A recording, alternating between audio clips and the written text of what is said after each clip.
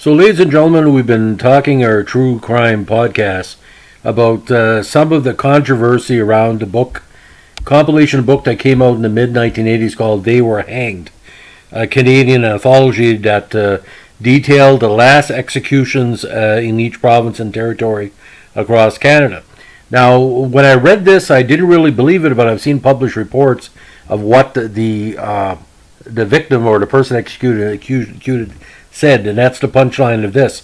Because when I get to it, I don't think you're going to believe it. So today we're going to be talking about the execution of one Barney West. He's the last man to be executed in the Yukon, which for you Americans and worldwide listeners is sort of one of the northernmost parts of Canada. We have Nunavut, Northwest Territories, and Yukon. Yukon is a little bit more well known because of the gold rush and the different celebrities that have come from there throughout the years. Now, today we'll be quoting from a very important article done by Michael Gates for Yukon News, a very respected online publication. So we're going to be quoting directly, but I'm going to talk a little bit about the end of the article just to put it in some context.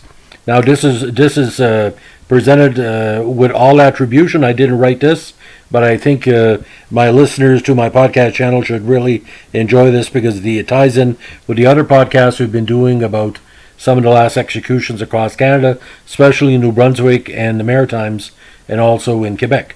Now, in this case, one Mary Clark Hendra was expecting a visit from 70-year-old Michael Esanza at her home on May 4th, 1932, but he didn't show up. She hadn't seen him since April 30th, and after his missed appointment from a week before, she came worried and contacted RCMP. Now, on May 10th, Sergeant Cronkite of the force investigated, and when he entered Esanza's cabin between 3rd and 4th Avenues in Dawson City, he found a grisly scene. Esanza lay dead across his bed, his forehead crushed in by a blow from a blunt object. There were 2 terrible gashes down the left side of his face, one of which laid the face open from the temple down to the chin. Esanza was known to keep large sums of money with him because he didn't trust the banks, so robbery was suspected as the motivation for the brutal slaying. A coroner's jury was hastily assembled, including prominent citizens Arthur Coldrick, Harry Gleaves, Sam McCormick, Thomas Firth, and John Spence. They determined rather quickly that the deceased has been willfully murdered by persons unknown. Sergeant Cronkite and Purdy worked day and night on the case, but found nothing that would identify the perpetrator. A week after the victim's body was identified, they got a break. Barney West, who had been arrested the day that Esanza's body was found, was given 60 days for vagrancy. There wasn't the first time West had been thrown in jail, as he had spent the previous term cooking for the police. By this term, he made a shocking confession. West said that on April 30th at 11 p.m., he killed Esanza using a bag filled with lead shot and a piece of pipe. He had been planning for months to rob Esanza, who was known to keep a significant sum of money on hand in a money belt.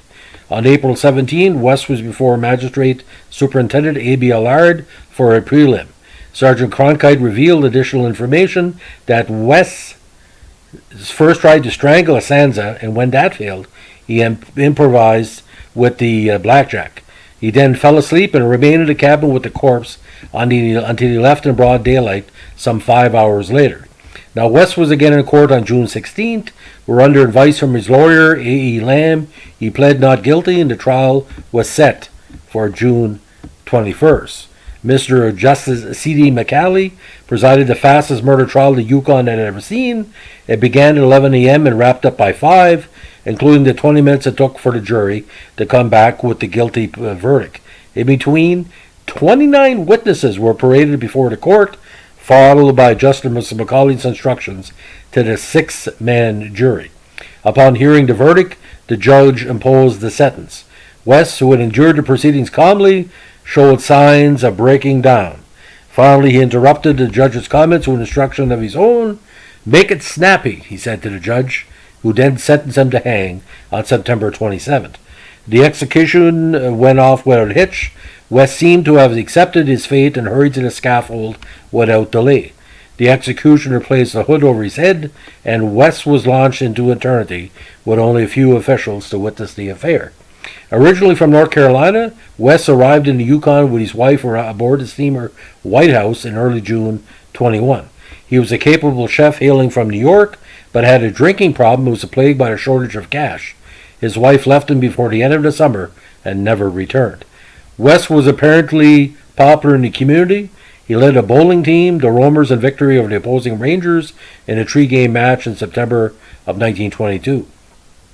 By 25, he was operating the Central Cafe, but it appears to have been more than he can handle, as on October 13 he went missing, first emptying the cash register and buying a bottle of scotch at a government liquor store, before disappearing with a shotgun. West left some jewelry and a diamond stick pin sealed in an envelope addressed to Elmer Gondreau, who worked for him, and mailed a letter to the postmaster instructing him to look for his body at the bottom of the river. Instead of killing himself, he took to the hills where he bivouacked alone on Thomas Gulch. A week later, he appeared in Dawson City. He had erected a simple brush shelter and lived in comfortable solitude with plenty of fresh air and freedom.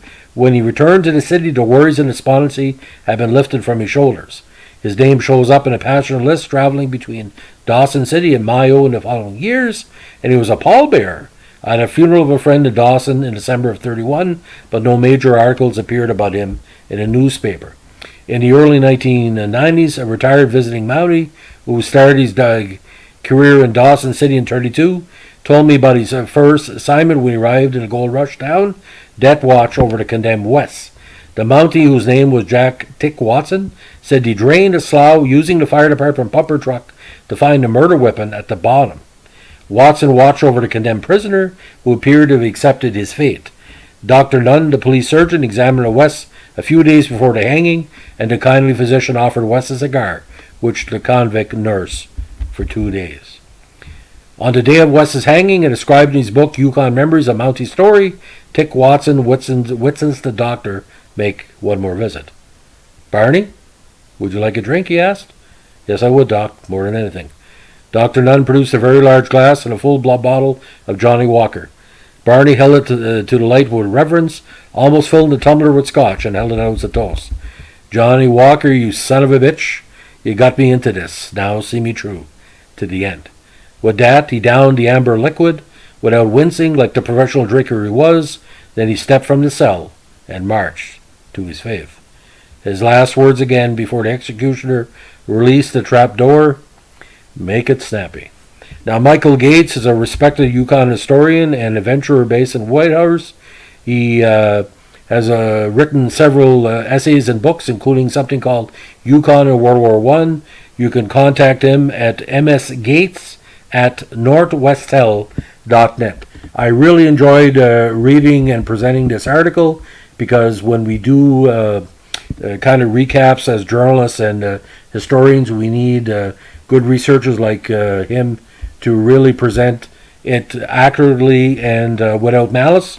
And I think Mr. Gates has done this. So kudos to you, Michael Gates. It was my pleasure narrating your great article, and all credit goes to you. Please seek him out on the internet and give him support if you can. And again, thanks for listening. Sorry we haven't gotten to this for a while, but I've been working on different projects. But I think the history of Canadian executions can tell you we're not virgins. In this case, many murders have occurred across Canada where the victims have been duly executed for a crime they did commit. There's no trust caught in this case, as we say. Have a good day. Bye.